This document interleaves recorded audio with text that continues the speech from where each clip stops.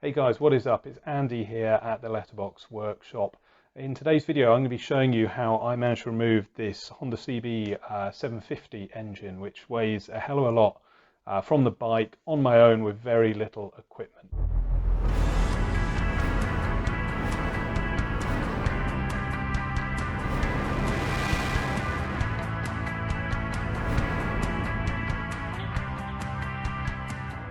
I've been wanting to take this engine out for a while. I had a few criteria for how I was going to do it. First of all, I wanted it to be cheap, so that ruled out engine hoists and electric winches and pulleys and the like. I wanted it to be using a smaller space as possible. So I see some guys lying down a mattress, folding the bike onto the mattress, removing the engine and then lifting it all up. I didn't want a mattress in here for the next 6 months while I rebuild the bike. And finally, I wanted it to be self-sufficient, so I wanted to be able to remove the engine on my own. I work a lot of weekends and evenings, so quite often I'm in the shed on my own, and I didn't want to be waiting around for my mates or my wife to be able to come and give me a hand and help me take it out. So that's my criteria: cheap, easy to store, and that I could use on my own. The solution I came up with mostly used parts that you probably have lying around in your workshop anyway. I happened not to have many of these, so I went out and bought them. Total cost was about £20, so about 25 US dollars, 25 euros, something of that ballpark. So it's a very, very cheap way of getting this engine out. Very safe. I have a bad back. I didn't want to be lifting it and doing anything dodgy that could knacker my back, and I nearly had to have surgery on it last year as it was. So stay tuned. I'll talk you through the process. If you've got any questions, shoot them in the comments below and I will get back to you. So you're going to want to start off by bringing the bike into the workshop with a decent amount of space around it.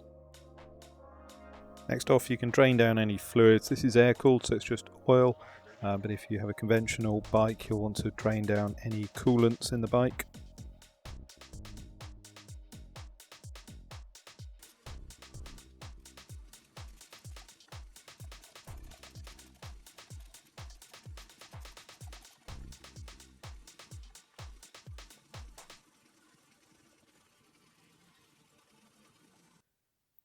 With all the fluids drained, you can take the electrical connections off, so your spark plug leads, tuck them out of the way so they won't be damaged, and just remove as many other connections as you can. Once you've done this, you can start to remove things like your brake pedal and your gear change pedal and any foot pegs. Just be aware, on these Honda CBs you've got these two aluminium plates on the side. They're called steps for some reason, and some of the bolts on these are actually engine bolts as well as holding the plates on, so just be careful with what you're disconnecting at this point.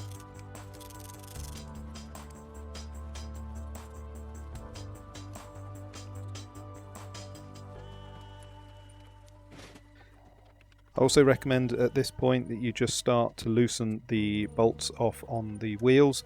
You don't need to take the wheels off completely at this point, it's just for when you take the engine out. The bike will swing around as the weight shifts around, so being able to remove the wheels quickly is very, very useful.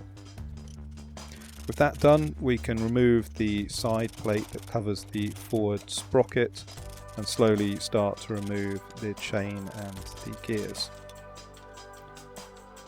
Now, one technique I used was just to photograph each piece as it came off. I could then write on my phone which number bolt went into each position, and I saved this onto my phone and labelled the bolts so that I knew where they all went afterwards. Now, this isn't really connected to the engine removal, but here you can see how foul a state this particular bike was. The back of the sprocket cover was just thick with this tarry gloop. That's another good reason to get the bike into pieces and start giving it a good clean down. Now, the sprocket bolt on mine was completely seized, so I had to cut the chain off. As you can see in the next shot, the chain was absolutely disgusting, so it needed replacing anyway.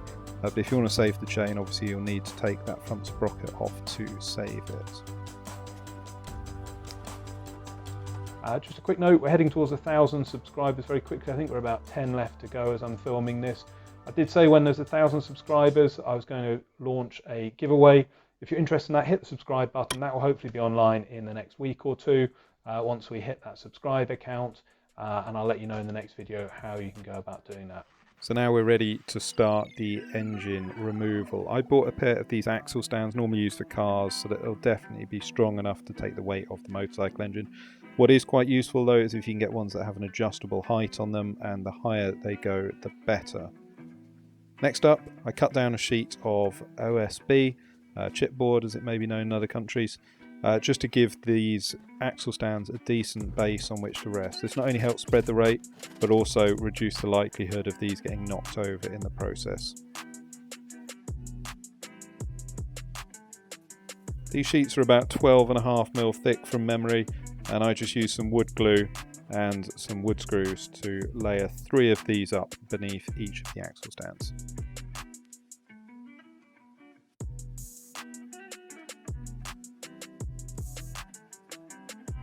To secure the axle stands, I just use some of these little tin brackets that you often get in hardware stores. This is just to stop the axle stand falling off or shifting on the piece of wood. We're going to position one of these on each side of the bike, a couple of feet away from the main engine block. And then we're going to make sure that these can move up to the height of the top of the engine. So I just used a beer crate that I had lying around. If your axle stands are tall enough, you will not need to do this. I had some ratchet straps ready to go by the engine, and then I lifted the bike up. So the top of the engine was roughly the same height as the top of the axle stands. Next up, I just used a scaffold tube through the void in the engine where the carburetors used to be. You maybe use a bit of timber for this. The scaffold tube was extremely cheap, and it just guaranteed that it was going to be strong enough. It's worth securing this at both ends just so you don't knock it off. Next up, I put a ratchet strap around the engine a couple of times. Now the idea is that the engine is going to be suspended using this ratchet strap onto your scaffold tube. So make sure it's a decent strong strap. Make sure the engine's protected. I just used a bit of cardboard here, and then tighten it up so that the weight of the engine is on your scaffold tube.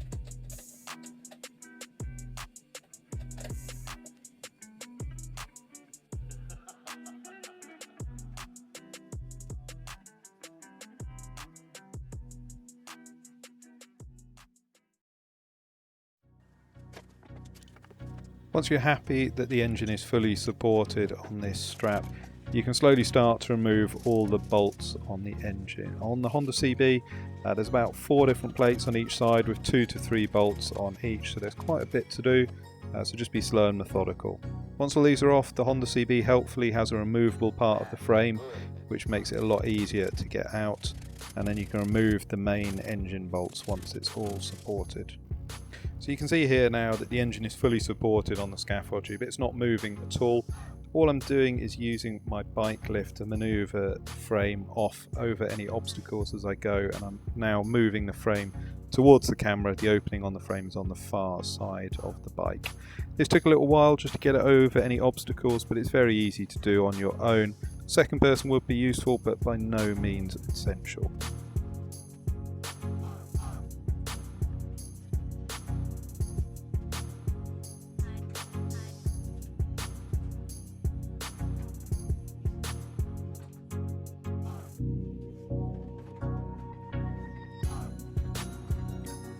So the bike frame is now loose of the engine, so I'm just moving it slowly along the scaffold tube to the left hand side of the frame here.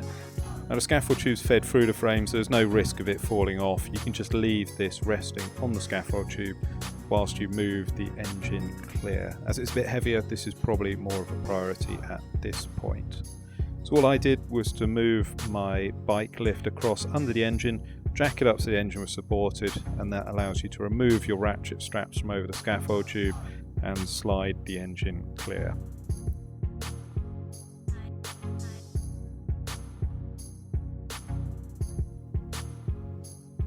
Once you've got the engine clear, that's a good time to go back, put the wheels onto the frame so that it can be wheeled clear and you can start disassembling the whole process.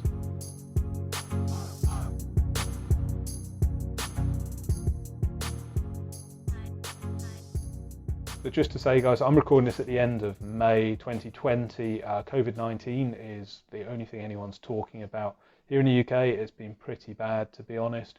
I hope wherever you are, you're managing to stay safe and well. Guys, so that's it. I hope you like the new format of the videos.